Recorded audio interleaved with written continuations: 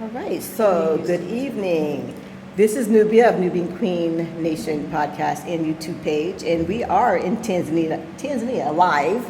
Now, this is not going to be posted until after October 23rd, so you're seeing me with some new friends, and we are actually 3 days before we go back home. So if you could just tell us about your names, introduce yourself to me, and actually how we met. That was pretty cool, how we met. So my name is Reggie Wilson, and this is my wife Shaylee. We're from the state of Utah, from Salt Lake City area, northern Utah. There's no black people in Utah. Well, I mean, there's about four of us, my cousins. But I lived in Uganda, which is also in East Africa, for a couple of years. I was a missionary.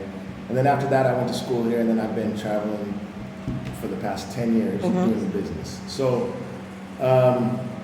my daughter's in her last year of high school, and it's something we've always wanted to do. So we decided to sell everything and move to Tanzania and have a really unique family experience. God bless you. Yeah. So we've been here. We got here I'm the weird one who decided to buy tickets on September 11th. I don't know what I was thinking. Of this year. This year. Yeah. So I bought plane tickets for September 11th, and we've been here since then. I hope it came at a discount. Yeah, I thought, man, we got all our seats together. Oh my gosh. Oh my God. Yeah, God has blessed us to get this great deal, and yeah, so we've been here, and don't tell me you were on the plane on September 11th. Yeah. Oh yeah. Okay. I don't know. But we made it. Yes. We were here and we got here great safely. Yes. It was all good. So you are a true man of God. That's what I said, well, we're either gonna make it or we're not. So we made it. Awesome. I'm familiar with Tanzania. I have a good little network here. But my wife's traveled here with me before. I have 4 children, 2 girls, 2 boys, and they've never been to Africa. This is quite a change for them. It's a change for me. I've never been a parent in Africa. So it's been unique. But we met the other day. I felt like I had seen the one brother that you were with earlier in the week, and he had that black swag. And I was like, he's probably a brother, but let me not say nothing. And then a whole group of them came through, and I said, all right, I got to say something. Right. We're just going to give a shout out to T3. All right. Yeah. There you go. So that was cool. I got to meet some fellow brothers and sisters, and then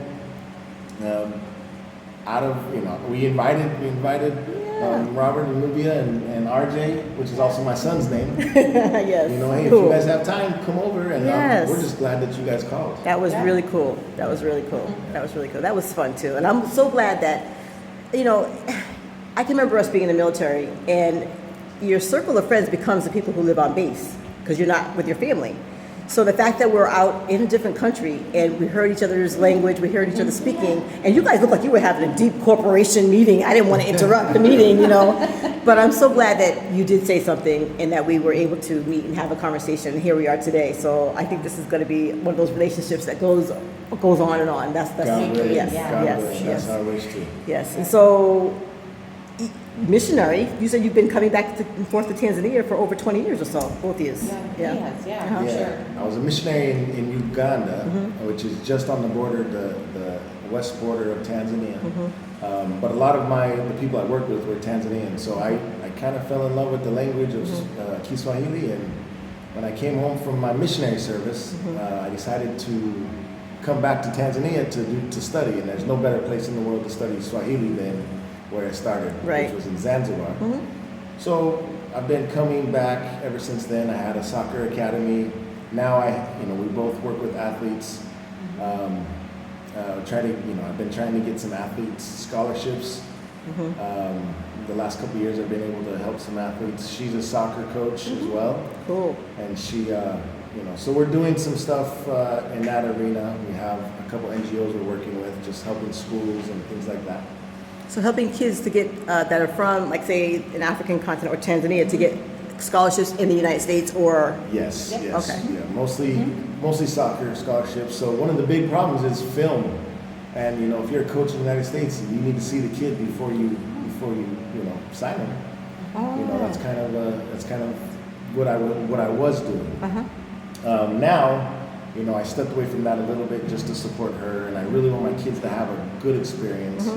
So that's kind of what brought me in the race, was helping athletes. But right now, I'm being a dad. Yes. You know, I'm trying to help, you know, support my wife. I have a kid who plays on a pro soccer team here called the Young Africans. Wow. And they call them Yanga for short. And it's just such an honor. Do they have a YouTube channel or something? And it's great. It's they do. It's Yanga_princess. And that's Instagram. Okay. At Yanga_princess. And it's been a lot of fun. That is so cool. Wow. Too bad. I wish we had met you at like the first day off the plane. You know what I mean? Right. But everything happens in God's timing. Yeah, you know. for sure. That is so cool. Yeah. So you've just been thriving, and like I said, we met you in a coffee shop, and you were saying how there's a pharmacy on every corner, and we were talking about so much good stuff before the camera started rolling. Yeah. But what was that? I read something on your Instagram, and you were referring to it. And I'm like, where did I hear that before? What was that you said?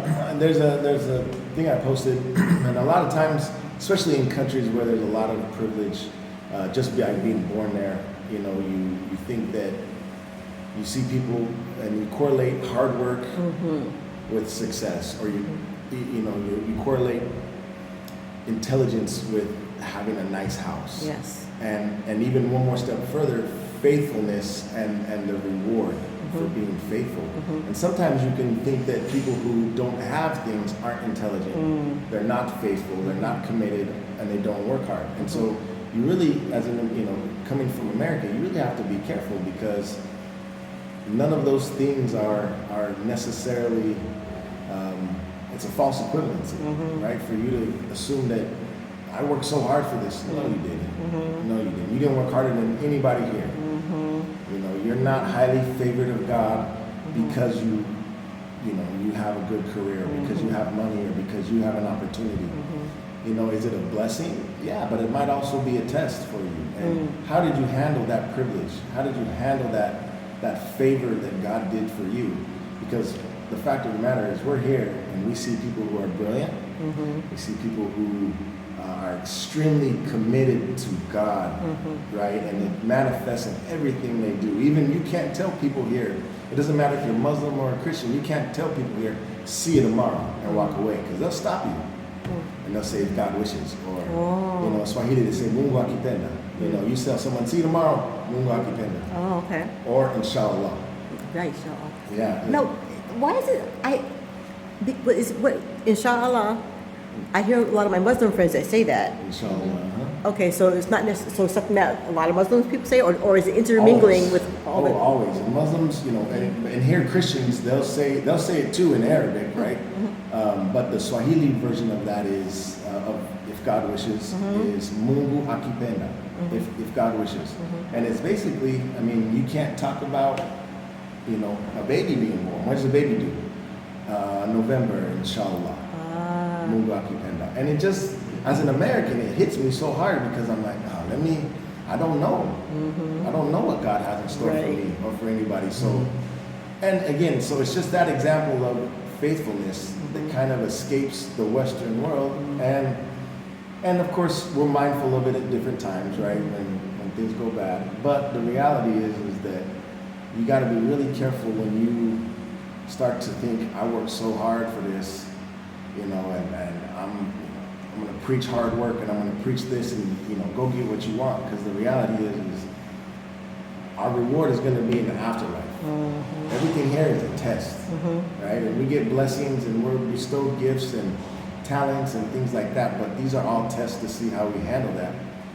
And I think, you know, those of us who are, you know, who get privilege, who get blessings, who get chances, opportunities, just being born in certain places, you're afforded a completely different life experience, and you're going to have to answer for that one day. How did you handle that? Right. How did you handle that? Right. To whom much is given, much is required. Exactly. Exactly. I also love the way when we, you know, pulled up in your driveway, and your son, the way that your son greeted us as older people. I love that. Yeah, so That term you said where it originally comes from. Yeah, so there's a word that you should always use here to greet somebody who's older than you, or someone that you're really trying to show great respect, and it's they say shikamo, and the reply from the person who's being greeted is marhaba. And marhaba is a common Arabic word, but shikamo comes from the slave days, and it's a shortened version of nashika miguyako, which means literally I hold your leg in a sign of respect, right? And but what it's come to now is that it's just a term of endearment that you show to someone that you're trying to respect. And so when even though you don't know shikamo, I'm gonna make sure that my children that they tell you shikamo, Right. and I'll let you know. The reply is marhaba. Right. You knew, Yes. you were familiar with that Right. term, because I think it's important that my kids know, kids in general know the value of somebody who's lived on the earth 40, 50, 60, 70 years, and the knowledge and the experience that comes with that. Right. Right. Yeah. And so it's just a simple gesture, but I think it's important that they understand that. And that's one of the reasons why we came. Yes. I had a friend that said she's never been respected more than moving here, because she's an older woman, like more than 80 years old, and has graying hair. And so she said that the older people in general, and the younger children are so much respect for them, and so that's something that we don't have in, other places, not to disrespect our. Yeah, it escapes us. It escapes that element of Yes. our culture, and it was there, right? And if you're over 40, you know exactly what I mean. It was there one time. And Right. for me, it was there when I would get in trouble. And it's no, yes, sir. Right. Right. And I'm sure for him, for my father, it was something he just had to grow up with.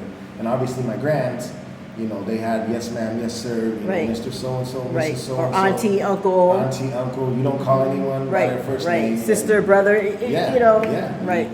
So, can it happen where I'm from? Yeah.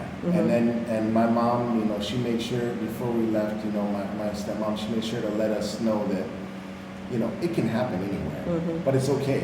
Go do this experience. Right. But, you can teach your children. It just becomes, even for us as parents, sometimes we get a little foggy, and we kind of get caught up in the things that aren't important. So it's a chance for us to kind of learn how to be better parents, our Right. kids, how to be better kids. Right. And it's a year long. Maybe it goes longer, but I know for at least one of our kids it won't. But that's kind of the motivation. For Right. it. And when you said that, it reminded me of my one daughter, or actually a few of my daughters. I have 3. They're really interested in like K-pop culture, and they do the same thing as far as respecting the elder people. And I think they have a certain word for people who are older or whatever, or you greet people from left to right or whatever, depending on the oldest person in the room. So to know that that's actually a part of the Swahili culture that we don't know about. You know what I mean? We lost a lot of that when a lot of our language and our stuff was stolen from us. Right. Plain, Right. So to hear you say that, I was like, wow. So I really thank you for this interview. But before we close out, you were saying that you had a situation with your wallet was lost and then found, and then it made you feel so grateful. You said you went back and said something to your son, because sometimes we make things such a big deal. Yeah. So it was weird because I felt violated. Right, and as the man of the house. But you weren't pickpocketed. You weren't. It just fell out of you. Right. It just. We want to make sure. Right. It fell out of his. It fell out of my pocket. Right. At the grocery store parking lot, and there was surveillance, and so you see it fall out of my pocket, and me and my daughter drive off, and then you see the gal come and pick it up, and the gal, which her job was, she was a cook outside of a little shanty food hut, and she would bring beans and rice or something to the security guards, the workers who worked there. And so she picked it up, and there was probably $50 in total in it, but my ID, cards, things like that. But cash, not that much. So what had happened, she took it. She didn't know what to do with the wallet, so she goes next door to a person who worked next door. They split the cash. He took the wallet, discarded it. I end up, I know some friends who are police. They ended up getting it back from me in the long run. But Yes. I had to really check myself because I I don't know if God was giving that people his own money. Right. That wasn't, God's a provider of everything. Right. And so that could have been God's way of giving that person $50, and I'm not going without. And so I had to be real careful about how I was approaching that with my feelings, because I felt like I'm being cheated, I'm being robbed, I would have given it to him. But the reality is that wasn't mine. And if God wants to give me a lot more, he can. And if God wanted to give that person some more, maybe I was just a vessel. My wallet was just a vessel that day. Because the fact of the matter is, the next morning, on the news, on the local radio station, the morning presenter said, Mr. Reggie Wilson. So it's going out all across a city of 10 million people. Wow. And I had people call me left and right, hey, your wallet's at the radio station, your wallet's at the radio station. Wow. So I was out $50. It was a lot of stress, but man, maybe that was an answer to someone's prayer. I don't know. Yeah. So it's just a little bit of perspective that maybe, you can, it's hard sometimes to have that perspective, but I feel like I learned something. Right. That was so cool. So cool. And you said that because you had a situation with your son, you don't have to say what it was, but then you went back to him and said, I had gotten mad at my son, because he had drank some soda, and I told him not to, and I asked him if he did, and he lied to me, and I got so mad at him. And then the next day, I was talking to the gentleman who stole the wallet, and I was like, look, brother, I get it, man. You might have needed some help, and it came this way, and you made a bad decision. I just need my wallet back. And then I got my wallet back, and I thought, man, I made that such a safe space for that man to tell me the truth. And here I am yelling at my kid for lying. And I thought, man, I need to do a better job as a dad of making that a safe place where my son can feel like, Dad, I can tell you the truth. And extending grace. Extending the same grace. And so for me, it was a $50 life lesson that I probably couldn't have bought in another way. So. That was so good. I so appreciate you guys. Your family is so. I'm sorry. You're so good. You're so good. This is because he knows that He's so good. So you know what? The next time I just know and I feel that I'll be coming back on vacation. Yeah. And so we'll get to know each other more. And I'll be waiting for you. And So I didn't mean to leave you out of the interview at all. No, not at all. He's great at expressing. Okay, so I so appreciate you both and your lovely family, and I don't have any more words, but I thank you for your time and for your patience and for your gratitude, or what's it called? Hospitality for today. So thank you so much. You're our first visitors in our house in Tanzania, that come from abroad. So we're very great. RJ, I have a son named RJ, so it was kind of cool. So Yes, that was cool. That's already met. Both of our sons are RJs. So this is Nubia of Nubian Queen Nation podcast and YouTube. So thank you, comment, and subscribe, and see you on the next one. Peace and blessings.